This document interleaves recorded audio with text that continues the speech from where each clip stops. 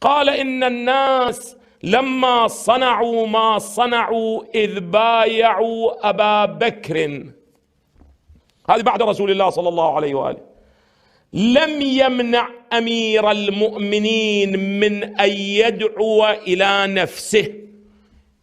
عندما وجد الإمام أمير المؤمنين، هذا السؤال مطروح أعزائي، وهو أن الإمام أمير المؤمنين عندما وجد بأنه هؤلاء لم يبايعوا الخليفة الشرعي، إذا لماذا سكت وصبر عليه؟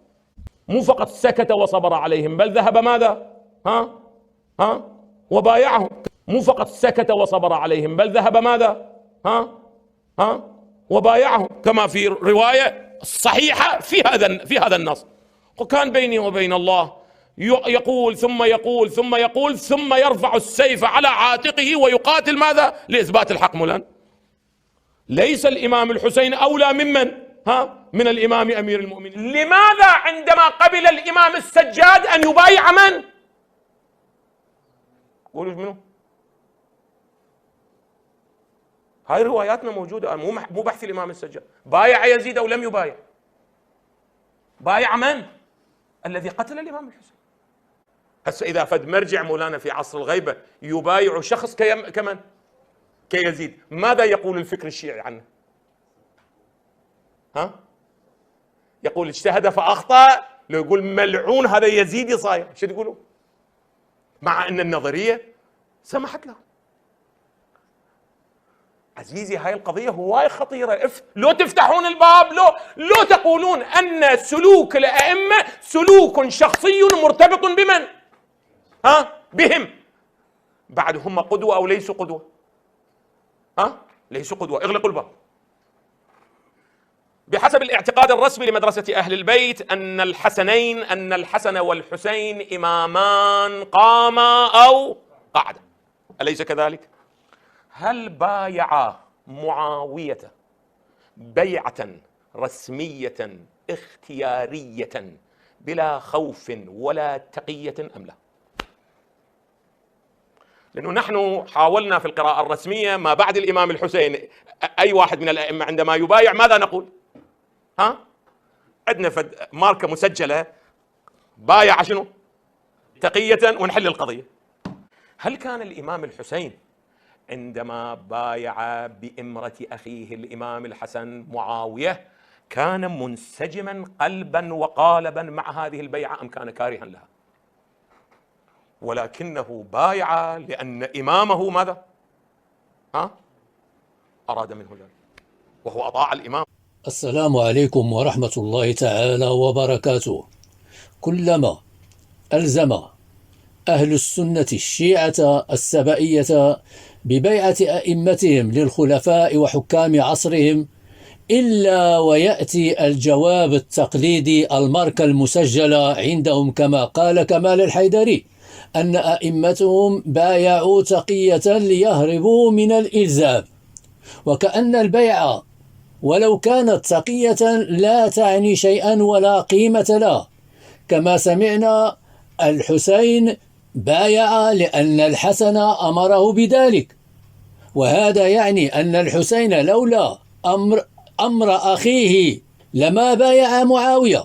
أي الإمامان مختلفان متعارضان، كل له رؤيته للأمور واجتهاده الخاص، مع أنهم يقولون أن أولنا كآخرنا لا يختلفون. طيب الحسين كان في مقدوره أن يبايع يزيد بن معاوية تقية أسوة بالباقين، ولكن لم يفعل. لماذا؟ الجواب نجده في كتب الشيعة أنه رفض أن يبايع يزيد ولو تقية، لأنه حسب تقديره أن بيعته تتنافى وتتناقض مع الشرع وتتناقض مع معتقدات الحسين، وبالتالي بيعته ستكون اعترافا بحكم يزيد وستعطي الشرعية لخلافة يزيد، وخلافته غير شرعية، بل بيعته ليزيد ستعتبر فتوى ضمنية بأهلية يزيد للحكم والخلافة.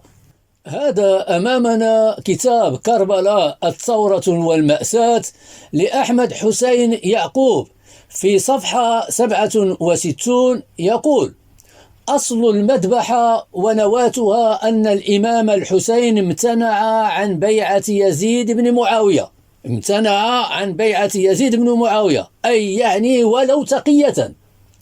وتبعا لامتناعه امتنع آل محمد وأهل بيت النبوة، لأن الإمام الحسين قد قدر بأن بيعته ليزيد تتناقض تماما مع الشرع ومع الحقيقة ومع معتقداته وخط الكمال الإسلامي الذي يمثله، وأن بيعته ليزيد ستكون بمثابة اعتراف بشرعية خلافة غير شرعية وفتوى ضمنية بأهلية يزيد للخلافة، وهو الرجل الذي يجاهر بفسقه ومجونه وحتى بكفره.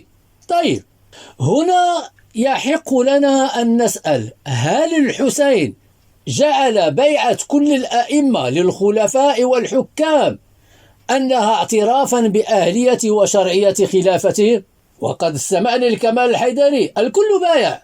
هذا الكلام سيجعل الشيعة في حيص بيص، لأن أباه علي بن أبي طالب بايع 3 خلفاء قبله تقية كما يدعون، وهي ليست كذلك، كانت بيعة حقيقية وليست تقية، لكن تنزلا معهم نقول تقية.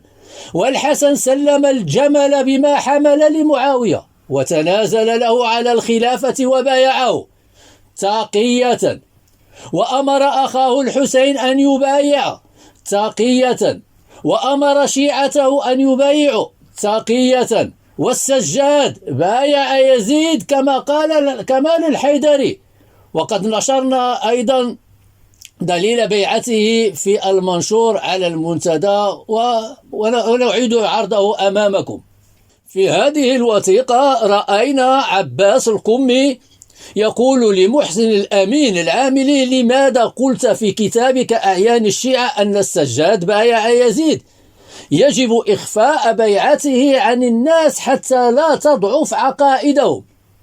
فقال له محسن الأمين: بيعته ثبتت بالأدلة القاطعة، والوثيقة أمامكم لمن أراد أن يقرأها حتى لا نطيل.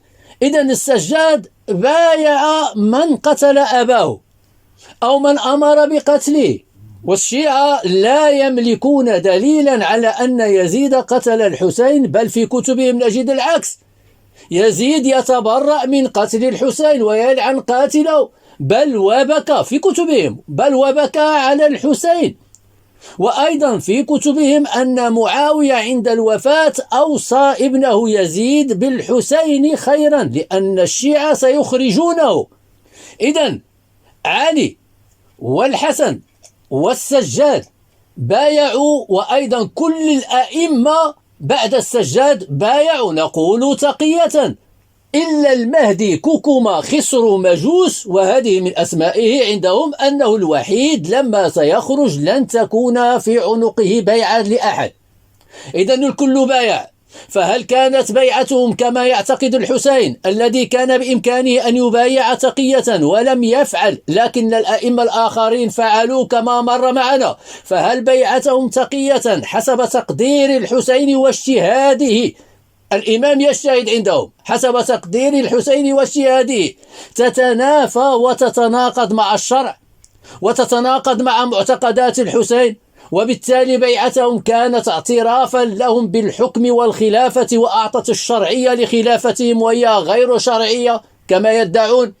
وهل بيعتهم تعتبر فتوى ضمنية بأهليتهم للحكم والخلافة كما يعتقد الحسين؟ وأعرضنا الوثيقة. فهل الحق كان مع باقي الأئمة الذين بايعوا لأنهم ليسوا مكلفين بالخروج بالسيف، هم فقط ملزمين بالتقية، وبالتالي أعطوا الشرعية والأهلية للحكام والحسين كان على باطل؟ أم الحق مع الحسين الذي لم يبايع وخرج بالسيف وهو ليس مكلفا بالخروج بالسيف ولم يلتزم بالتقية وهو مكلف بالتقية، لأن الوحيد المكلف بالخروج بالسيف هو المهدي؟ فهل الحسين كان على حق وباقي الأئمة كانوا على باطل؟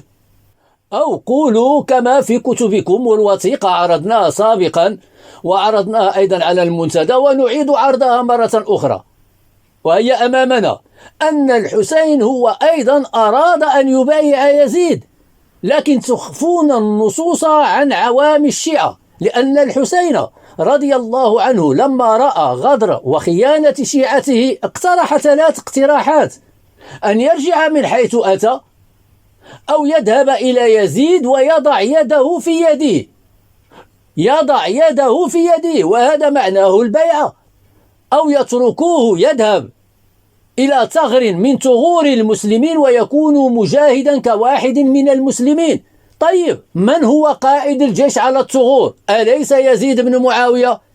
أليس هذا يعني أن الحسين ارتضى أن يكون تحت إمرة يزيد وقيادة يزيد؟ أليس هذا يعطي الشرعية لخلافة يزيد وفتوى ضمنية بأهلية يزيد للحكم والخلافة؟ وهذا ليس كلاما من كيسنا، هذه كتبكم عرضناها أمامكم. أظن العصمة أصبحت بين المطرقة والسندان. بارك الله فيكم على المتابعة حتى النهاية، ولا تنسوا الاشتراك في القناة ووضع إعجابي لتنتشر المقاطع فضلا وليس أمرا. والسلام عليكم ورحمة الله تعالى وبركاته.